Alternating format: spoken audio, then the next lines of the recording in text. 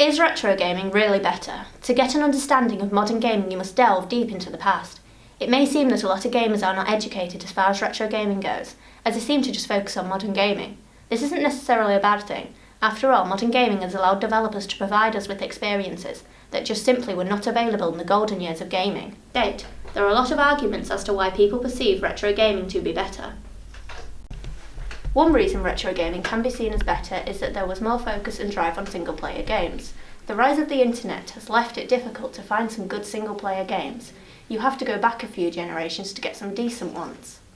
A major point that sways people towards the direction of retro gaming is based on something that we all hate: waiting. With retro games, it was almost instant for a game to load. Whereas with modern games, if you want to play that game, you're going to have to wait lengths of time to get to it.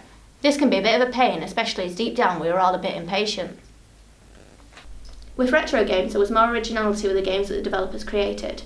There was also more of a challenge included, as the gamer had to spend more playing time to be able to advance up a level, which makes it all the more enticing and intriguing to play. With all that being said, yes, there are modern games that can be quite challenging, but as a brief overview, it's gone downhill.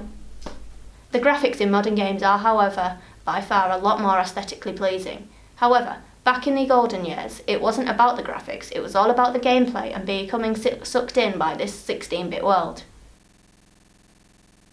I'd say when it comes down to gaming, when it comes to, the preference of whether you prefer modern or retro games, I'd say it really depends on the game itself. Some games that have had a really long-standing run, such as, the Mario series of games and Grand Theft Auto and stuff. Some of the earlier ones are really nice to play sometimes, but then again, the real modern ones are also quite awesome to play.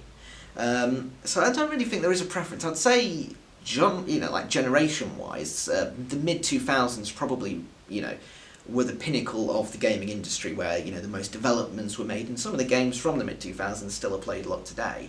And I think that's probably the most popular generation of games that are preferred by people in general. You've got games such as Team Fortress 2 for the PC that have still got.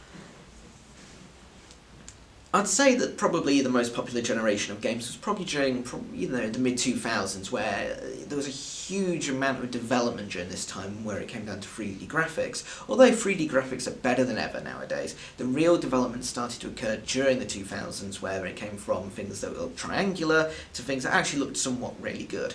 You've got games such as Team Fortress 2 and games from the Counter-Strike series that are still really popular today on the PC platform, and some of them are over 10 years old now, and they're still, played by hundreds upon thousands of people.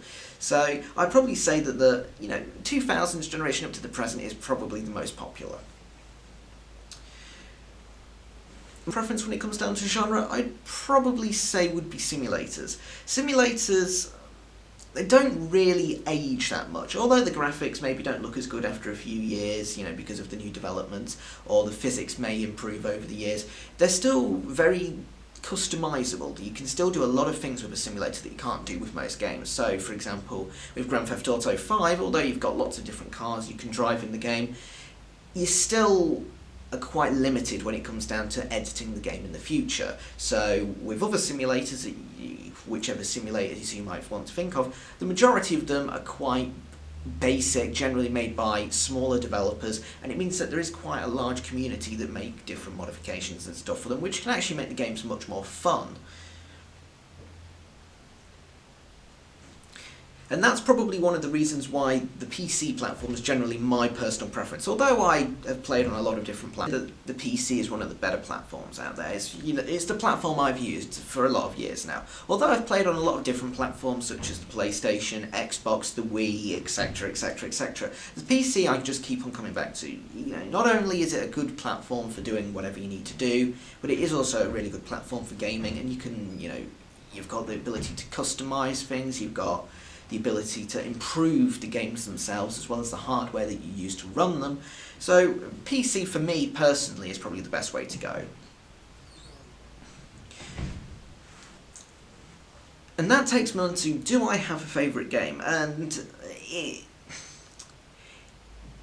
in many ways, no, I don't have a favourite game. I play a lot of different games. as it's part of my job to review games, and I don't necessarily have a specific favourite. I'd say that maybe the Team Fortress series is a way that I would keep on going back to. I do tend to play that a lot more than other games that I've played over the years, so that would probably, if I had to choose a game, would probably be one of those from that series.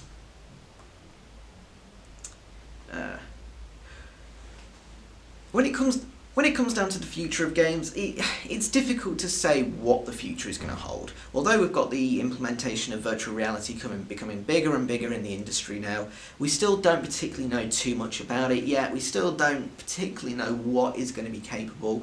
We've got, 3D is obviously a big thing at the moment, high resolution 4K, and things like that are really pushing the boundaries now. But the industry, although the sales are going over the top and through the roof, it's almost like the development in the last few years has actually slowed down into comparison to what there was in the last 10, 15 years itself. So it's really difficult to say what the future is going to hold. Hopefully, things are going to be getting better and better, which, well, let's just hope.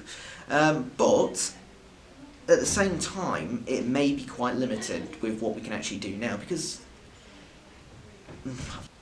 depending on what the future is going to hold, it is quite difficult to come up with what the future is going to hold. We just simply don't know. I think development slowed down quite a lot over the last few years. I mean, although we've had the development of, the 3D industry and the world of virtual reality, those only seem to be the big kind of markets at the moment. We don't particularly know what's going to come around the corner. There may be something huge that completely revolutionises the world of gaming, but at the moment it doesn't seem like that's going to happen. So we're just going to have to wait and see.